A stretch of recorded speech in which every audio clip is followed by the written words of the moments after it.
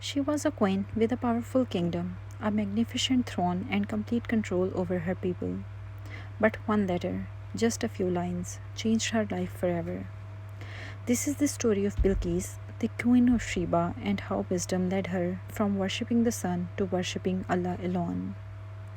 Prophet Suleman salam was given a great kingdom by Allah, command over humans, jinn, and even birds. One day, while inspecting his army, he noticed something missing. As Allah says in Surah An-Naml, verse 20, he inspected the birds and said, "Why do I not see the hoopoe, or is he among the absentees?" Hoopoe is referred to as Hudhud in Qur'an. Suleman warned that the hoopoe would be punished unless it brought a clear reason. Soon the hoopoe returned, not with an excuse but with important news. The hoopoe said, as in Quran, Surah An-Naml, verse 22, "I have come to you from Sheba with certain news." He described a land ruled by a woman. As in Surah An-Naml, verse 23, "I found a woman ruling over them. She has been given everything and she has a great throne." She was Bilqis, the queen of Sheba, a wise ruler with wealth, power, and influence. But there was a serious problem. As described in Surah An-Naml, verse 24, "I found her and her people worshipping the sun instead of Allah. They were powerful, but they were misguided." Prophet Suleman did not attack. He did not insult. He sent a letter.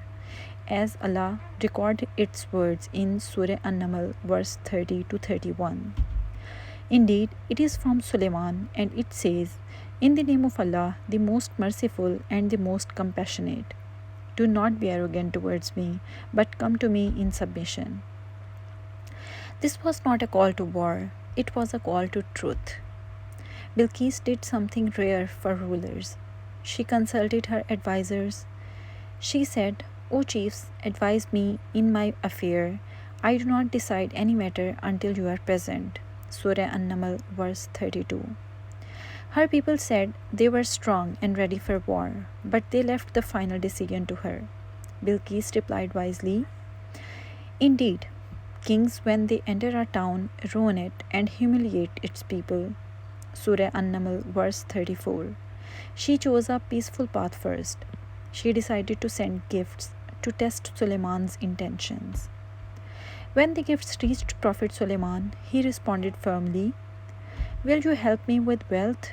What Allah has given me is better than what He has given you." Surah An-Naml, verse 36. He returned the gifts and warned them that if they refused the truth, they would face consequences. Bilqis understood. This was not an ordinary king. Before Bilqis arrived, Suleman salam asked, "Who can bring me her throne before they come to me in submission?" Surah An-Naml, verse 38. A strong jinn offered to bring quickly, but another said, "I will bring it to you in the blink of an eye." Surah An-Naml, verse 40. And suddenly the throne was there. Suleman salam said, "This is from the favor of my Lord to test me whether I am grateful or ungrateful." Surah An-Naml, verse 40. When Bilqis arrived, her throne was shown to her, slightly changed. "Is your throne like this?" Surah An-Naml, verse 42. She replied wisely, "It is as though it were the same." She did not rush. She observed. She thought. Her intelligence was clear. Bilqis was invited into a palace with a glass floor. When she saw it, she thought it was water and lifted her clothes.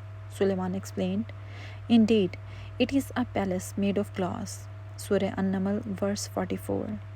At that moment, everything became clear to her. She said, "My Lord, indeed I have wronged myself, and I submit with Suleman to Allah, Lord of all the worlds."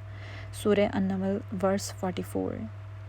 This story teaches us that power does not mean guidance. Wisdom includes listening and thinking, and truth should be accepted even when it challenges beliefs. Bilqis was not defeated by an army, she was guided by truth. From the throne of Sheba to submission before Allah, her journey reminds us that guidance is the greatest victory.